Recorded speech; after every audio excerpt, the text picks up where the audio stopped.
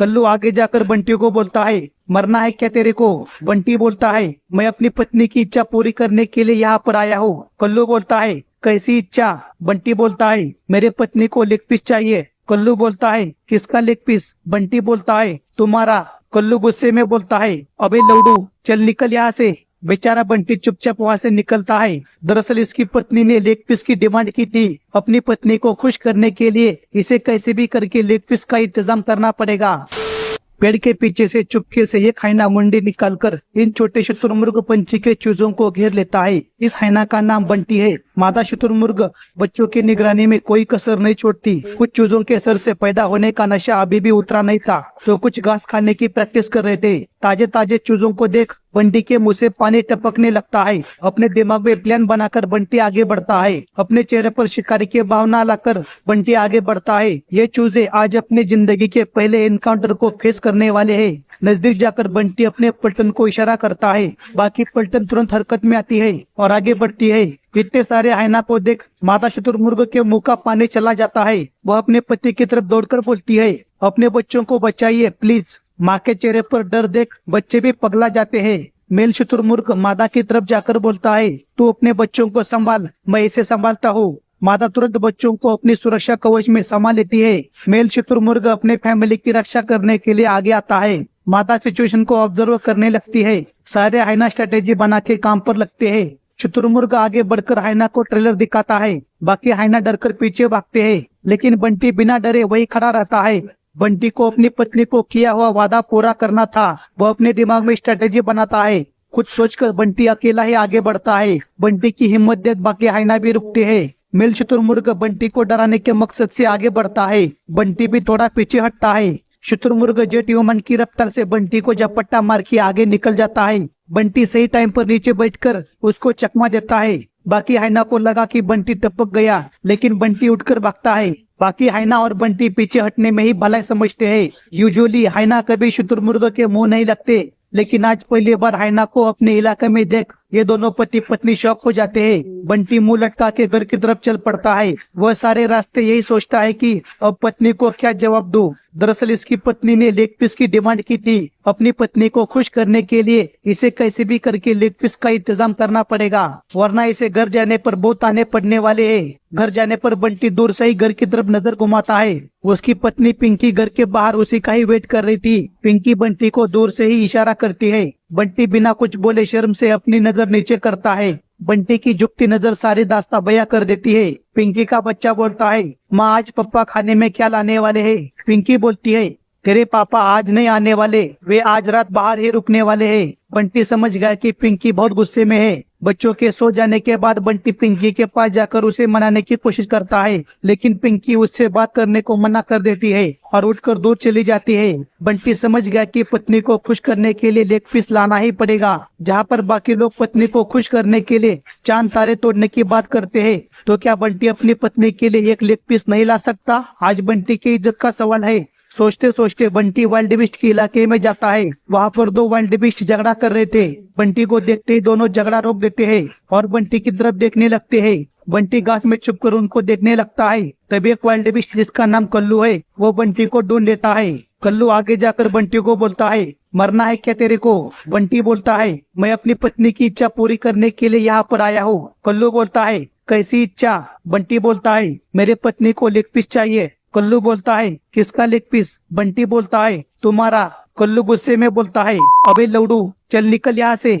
बेचारा बंटी चुपचाप वहाँ से निकलता है। हमारा बंटी गांधी जी के अहिंसावादी सिद्धांत को फॉलो करता है, लेकिन ऐसी टेढ़ी दुनिया में इतना भी सीधा रहना अच्छा नहीं। कालू पीछे से बोलता है, ये पक्का ठरकी ही रहेगा। बंटी चुपचाप अपनी मंजिल पर निकल पड़ता है। कल्लू अपने दोस्त के पास जाकर बंटी के ठरकी हरकत के बारे में बताता है। सारे मिलकर बंटी पर हंसते हैं। आगे जाने पर बंटी को दूर से जेब्रा का एक ग्रुप दिखता है। बंटी उस ओर बढ़ता है। इधर कल्लू बंटी का प्लान समझ गया, लेकिन वो चुप रहता है। बंटी आगे जाकर सबसे पहले कल्लू पर नजर घुमाता है। कल्लू घास खाने में बिजी है। यह देख बंटी जेब्रा की तरफ बढ़ता है। सारे जेब्रा डर के मारे भागने लगते हैं। कल्लू अपने पलटन को इशारा करता है। सारे वाइल्ड बीस्ट बंटी पर हमला करते हैं और उसे दूर भगाते हैं। जैसे तैसे बंटी अपनी जान बचाकर भागता है और दूर जाकर रुकता है। बंटी को अपनी किस्मत पर रोना आता है। वह सोचता है मेरे ही नसीब में ऐसी पत्नी भगवान ने क्यों दी। थका हारा बंटी वही बैठकर सोचने लगता है और वो वहीं पर सो जाता है। लेकिन बंटी की नाक लेग पीस की चाहत को तरसी थी। साथ ही उसके पत्नी की आवाज उसके कानों में गूंज रही थी, जिसकी वजह से वह झट से खड़ा होकर फिर से अपने काम पर लगता है। भूख और प्यास से बंटी की हालत बहुत खराब होती है। बंटी अपने दिमाग को ठंडा करने के लिए तालाब के पानी में जाकर बैठता है। वहाँ पर पानी पीने एक वाइल्ड बिस्ट आता है। वाइल्ड बिस्ट पानी पी रहा था, तभी वो बंटी को नोटिस करता है। बंटी वाइल्ड बिस्ट को बोलता है, आप आराम से पानी पीजिए, मैं आपको कुछ नहीं करूँगा। वाइल्ड बिस्ट डरते डरते पानी पीता है। जाते वक्त वाइल्ड बिस्ट बंटी की तरफ देखकर बोलता है, आज पहली बार इतना संयमी हाइना को देखा है। दोपहर 4:15 बजे बंटी अपने एक साथी के साथ जेब्रा के इलाके से गुजर रहा था। बंटी ऐसे दिखावा करता है कि उसे शिकार की जरूरत नहीं। बंटी को शांत देख जेब्रा उसे नजरअंदाज करता है, लेकिन बंटी के दिमाग में क्या चल रहा है वह बस बंटी ही जानता है। हाइना चले गए, यह देख जेब्रा रिलैक्स होकर खाना खाने लगते हैं। इधर बंटी घूमकर वापस जेब्रा की तरफ आता है और झाड़ियों के पीछे छुपता है। जेब्रा बंटी को देखता है, लेकिन वह अकेला होने से जेब्रा उसे ज्यादा सीरियसली नहीं लेता। जेब्रा खाना खाने के लिए आगे बढ़ता है। बंटी की नजर अभी भी जेब्रा पर ही थी। जेब्रा को जैसे ही पता चलता है कि बंटी उसे घूर रहा है, तभी जेब्रा बंटी पर हमला करके बोलता है, तेरी माँ की आंख, निकल यहाँ से। बंटी अपने पिछौड़े में पूछ घुसा के वहाँ से 9-2-11 होता है। शाम 5:30 बजे बंटी देखता है कि एक जेब्रा लंगड़ाते हुए चल रहा था। बंटी यह मौका अपने हाथ से नहीं जाने देने वाला। बंटी कुछ खोजने की एक्टिंग करते हुए जेब्रा के नजदीक जाता है। जेब्रा को लगा इस हाइना का कुछ तो खो गया है, इसलिए वह भी ज्यादा ध्यान नहीं देता।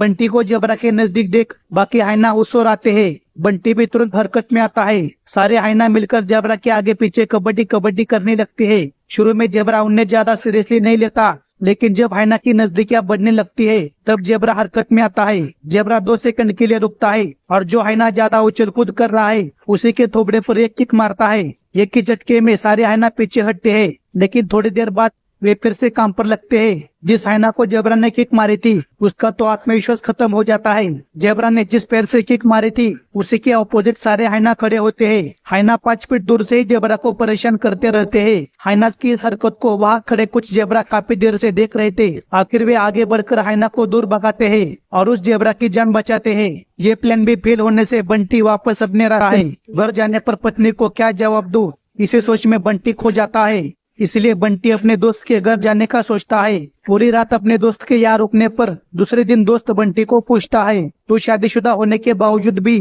अपने घर ना जाकर मेरे यहाँ क्यों रुका, आखिर मैटर क्या है। तब बंटी सारी हकीकत अपने दोस्त को बताता है। बंटी बताता है कि इसी कारण मैं अपने घर जाने से डरता हूँ। तब उसका दोस्त बोलता है, अबे यार ये पहले क्यों नहीं बताया, आखिर दोस्त होते ही है ऐसे प्रॉब्लम को सॉल्व करने के लिए, तो मेरे पीछे चल। ऐसा बोलकर बंटी का दोस्त बंटी को लेकर निकल पड़ता है। उनके पीछे बाकी पलटन भी निकल पड़ती है। सुबह 10 बजे बंटी और उसका दोस्त अपने साथियों के साथ उसी जेब्रा का रास्ता रोकते हैं जिसने कल एक हाइना के कान के नीचे लात मारी थी। सारे हाइना जेब्रा के अगल बगल गोल गोल घूमते हैं ताकि उसे चक्कर आए। गोल गोल घूमने से जेब्रा को चक्कर आता है और जेब्रा वहीं पर बैठ जाता है। बंटी जेब्रा के पीछे जाकर बोलता है, कहाँ है वो तेरी लात, अब दिखाना तेरी ताकत। बंटी का दोस्त जेब्रा के कान के पास जाकर उसका कान पकड़कर उसे नीचे झुकाने की कोशिश करता है। काफी देर झटपटाने से जेब्रा आखिर थक जाता है और वो वहीं पर बैठ जाता है और कुछ ही मिनटों में जेब्रा हाइना के आगे सरेंडर करता है। लेकिन तभी जेब्रा मुड़कर बंटी के दोस्त की मुंडी पकड़कर उसे काटने की कोशिश करता है, लेकिन तभी बंटी जेब्रा की गोटी पकड़कर उसे साइलेंट करता है। इस बार जेब्रा के अंदर मुंडी उठाकर देखने की भी ताकत नहीं बचती। सारे हाइना मिलकर जेब्रा का गेम बचाते हैं। खाना खाने के बाद बंटी लेग पीस पकड़कर अपने घर की तरफ निकल पड़ता है। आज इसकी पत्नी को लेग पीस मिलेगा और इसे अपनी पत्नी का प्यार। लेग पीस मिलने से बंटी की पत्नी उसे लेकर पूरे जंगल में चक्कर लगाती है और अपने पति के बहादुर के बारे में सारे मोहल्ले को बताती है। बंटी अपनी पत्नी को खुश करने के लिए लेग पीस लेकर आया। आप अपनी पत्नी या गर्लफ्रेंड को खुश करने के लिए क्या लेकर आते हो कमेंट में बताना। बंटी के दिल में अपने पत्नी के प्रति प्यार को 1 लाख तो बनता है दोस्तों। ओके।